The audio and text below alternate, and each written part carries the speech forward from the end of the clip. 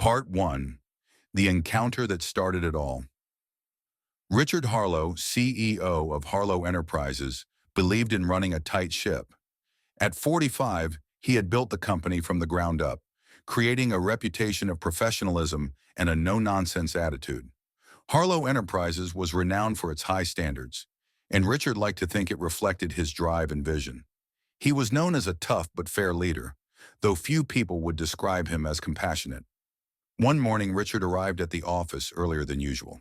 It was dawn, and the office was nearly empty, save for the cleaning crew. While the lobby was usually quiet at this hour, today was different. A faint melodic humming could be heard, echoing softly through the grand entrance. Richard followed the sound and found a lone janitor mopping the floor, humming an old tune. The man looked older than most of the janitorial staff, with deep lines etched into his face, and his posture suggested a lifetime of physical labor. His uniform was clean but faded, as though it had been washed countless times. The janitor's name tag read Thomas. Richard, who had seen Thomas around but had never spoken to him, felt a surge of irritation. He saw Thomas pause for a moment to stretch his back and take a deep breath, seemingly appreciating the peaceful morning. To Richard, it looked like the man was wasting time. The CEO walked over, his footsteps echoing as he approached. "Excuse me," Richard said, his tone curt. "This is a professional workspace. If you're here to work, I'd expect a little more professionalism." Thomas looked up, slightly surprised, but he nodded politely. "Good morning, sir," he said warmly. "Apologies. I'll keep my focus on the task." Richard noticed that Thomas's eyes were calm, kind even, which only irritated him further. There was something about this man's lack of urgency, his peaceful demeanor, that seemed out of place in the bustling world of Harlow Enterprises. "I'll be watching your performance more closely from now on," Richard warned, moving past him without another glance. For a brief second, he thought he caught a faint smile on Thomas's face, but he shrugged it off. As he rode up in the elevator, his mind quickly shifted to his upcoming meetings, and he forgot all about the janitor. But that small encounter stayed with him, gnawing at the back of his mind. Richard didn't like the feeling. Something about Thomas's serene attitude didn't sit right with him, and he convinced himself that it was because the man wasn't working hard enough. Richard decided to keep an eye on him, not realizing that this small encounter would soon change the way he saw everything around him. Part 2. The frustration builds over the following weeks. Richard began paying more attention to the janitorial staff, particularly Thomas. Each time he passed through the lobby, he scrutinized the floor for imperfections, looking for any excuse to discipline the older man. He was disappointed to find no serious issues, but continued to feel an inexplicable sense of irritation whenever he saw Thomas at work. One evening, as Richard was leaving late from the office, he spotted Thomas finishing up in one of the conference rooms. His meticulous attention to detail was evident in the spotless tables and gleaming windows. Yet Thomas moved with a relaxed ease that Richard found almost offensive. Finally, one day, Richard found what he had been looking for: a small, barely visible coffee stain near the edge of a table in the lobby. It was trivial, hardly noticeable, but it was enough to justify his frustration. He called Thomas into his office the next morning. Thomas entered with a calm demeanor, standing respectfully with his hands clasped in front of him. "Thomas, I've noticed some issues with your work," Richard began, his tone icy. "There was a stain left in the lobby last night. This is a professional environment, and I expect nothing less than perfection." Thomas listened attentively, his face composed. "I apologize, Mr. Harlow. I'll make sure it doesn't happen again." Richard frowned. "This isn't the first time I've noticed a lack of attention to detail. If this continues, I may need to reevaluate your position here." Thomas nodded. "Understood, sir. I appreciate the feedback." Richard was taken aback by the man's calm response. He expected defensiveness or perhaps an apology, but Thomas seemed almost unaffected. The CEO dismissed him, feeling an odd sense of defeat despite having asserted his authority. There was something about Thomas's quiet confidence that left Richard unsettled. Part 3. The Firing. As time went on, Richard's frustration with Thomas grew. He couldn't pinpoint why, but something about the janitor's calm, serene demeanor grated on him. It didn't help that Thomas continued to do his job efficiently and without complaint. Despite his best efforts, Richard couldn't find any legitimate reason to dismiss him. Yet the irritation lingered.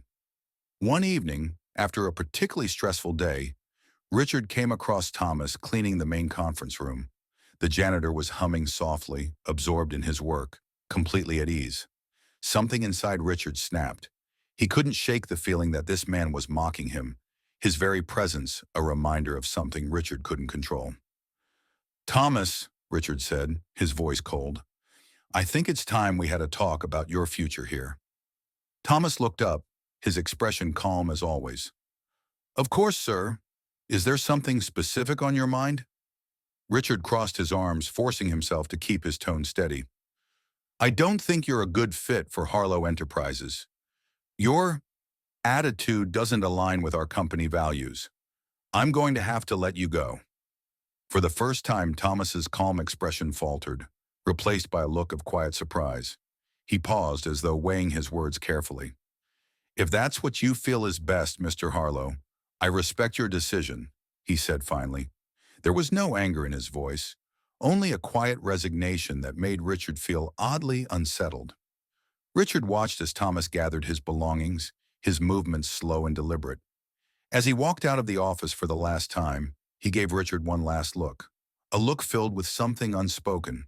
Disappointment, perhaps, or maybe sadness. Richard felt a strange pang in his chest but quickly dismissed it. He had made the right decision, he told himself. He had to. Part 4. The Revelation. A few months later, Richard attended a charity gala hosted by one of his company's business partners. It was a high-profile event, filled with CEOs, politicians, and prominent figures from the business world. As he mingled with the crowd, a name on the guest list caught his eye: Thomas Caldwell. Richard's heart skipped a beat. He assumed it was a coincidence. After all, Thomas was a common enough name. But as he made his way through the event, he noticed a small crowd gathered near the entrance, murmuring excitedly.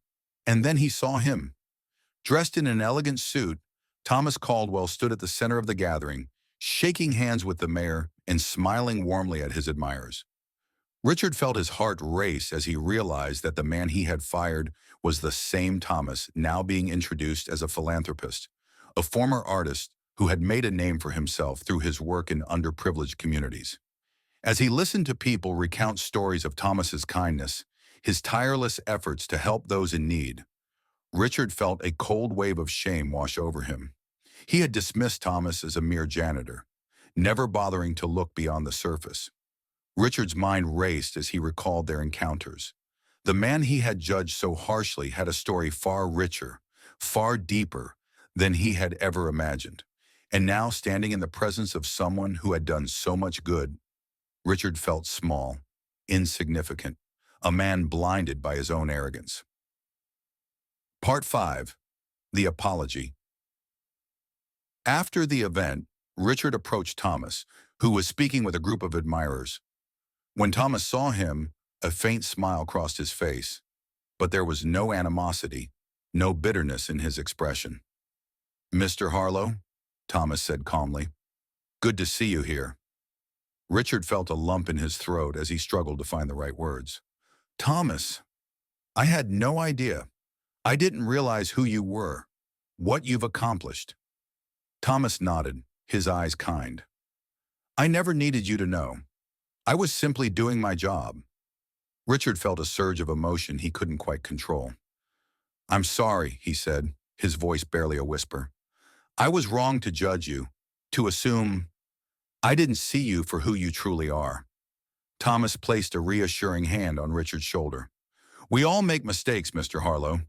The important thing is that we learn from them." As they stood there, Richard felt a sense of peace he hadn't felt in years. Thomas's forgiveness was a gift, a chance for redemption. And in that moment, Richard knew he would never look at anyone the same way again.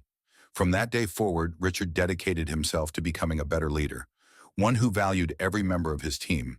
And while he would never forget the mistake he had made, he found solace in the lesson Thomas had taught him.